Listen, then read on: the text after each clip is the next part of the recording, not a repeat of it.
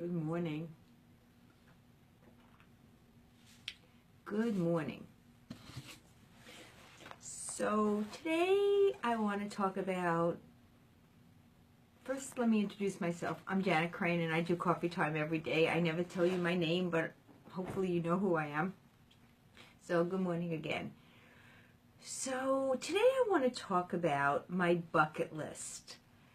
And when I was 40, right before my birthday, I wrote down 40 things I want to accomplish in my 40s. And it was a very nice way to organize myself because I'm very goal oriented and I really need to have a plan. And through my 40s, every year right before my birthday, August 15th, in July, I would start evaluating my list. So what do I want to do? What did I accomplish this year? What do I need to work on this year? And go through my lists. When I was 50, I wrote down 50 things I want to do in my 50s. And I saw how much I accomplished in my 40s and where I was going in my 50s. And it kind of gave me direction in my life. And I like that. When I was turning 60, I did the same thing. 60 things I want to accomplish in my 60s. And I realized that my list was changing a little bit because I didn't want to get things anymore. I didn't want more clutter or more things. My list was moving, and it was moving towards more experiences. I divided into categories: what I want for myself, what I want to do to keep myself healthy, what I want to do for my wealth, what I want to do for others, for humanitarian charity things, and how I want to grow spiritually. Anyway, I came across my list yesterday, my bucket list. You can call it whatever you want. But for me, I call it my birthday wishes. And I looked at my list, and what I realized is that for this year, I've accomplished a lot of things over the last 3 years in my 60s. And this year, this was 63 was a fabulous year for me. I've also accomplished a lot of things. And what I decided is I need to add 8 things to my list because those are the 8 things I've accomplished over this last year. And what I'm going to do is add the feelings that go with the experience. I want to have an experience that really excites me.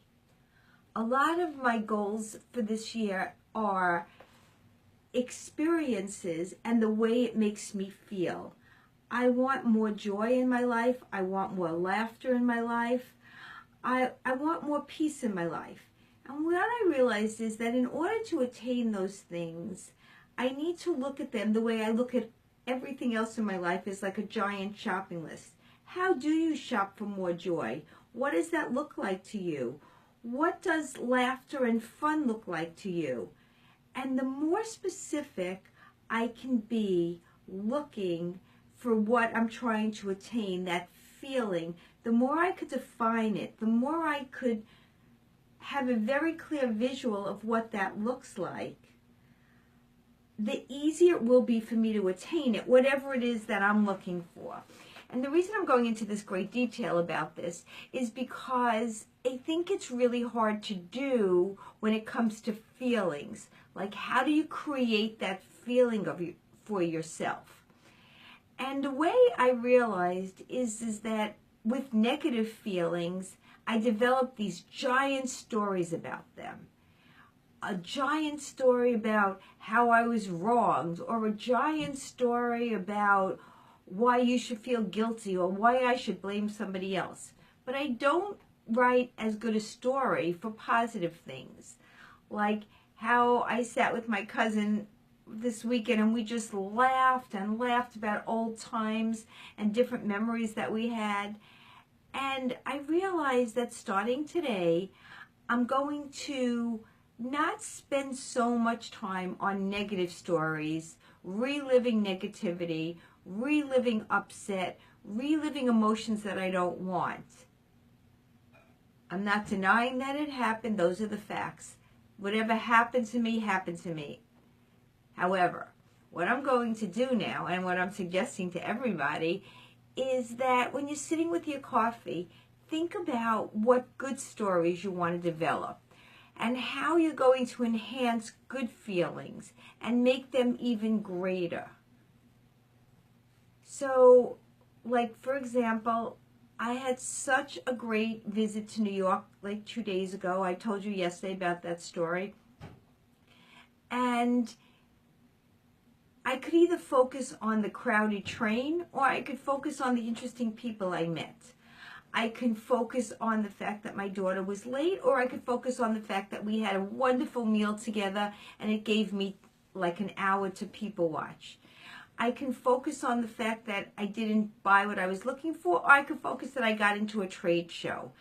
And the feelings that I had when all the good things happened to me. And I feel like I believe in the law of attraction, so it's really important of what I'm going to attract. And the way that I'm going to attract and manifest even more great things in my life is with my storytelling. I love to tell stories.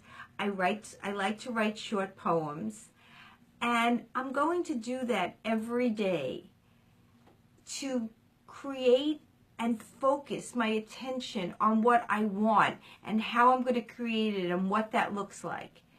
And I would love for you to all do that too, so that we could all find a greater happiness in our lives, or whatever emotion it is that you're looking for. Laughter, joyfulness, connection, respect, whatever that is, whatever the feeling is.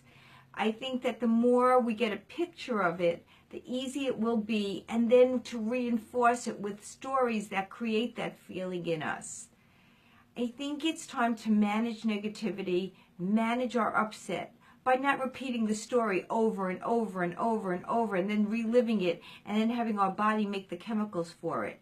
Today's the first day. I'm going to be manifesting laughter, happiness, beauty, a lot of really, really great things, a lot of really great feelings. I'm going to start working on my list of what I want to accomplish in my 60s and not have it be so much as indescript experiences as more what I want to feel in those experiences. Have a really fabulous day. Thank you so much for watching me. I hope this is what you're looking for.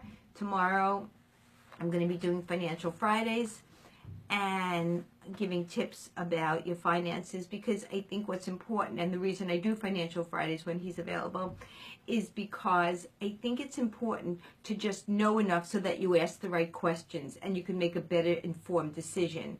Without any knowledge at all, even if you don't take care of it and you're giving it for someone else to do, if you don't participate in knowing what your goal is or what questions to ask, then people could take advantage of you and you're not in control of those things in your life. Have a great, great day, and I'll see you soon. Bye.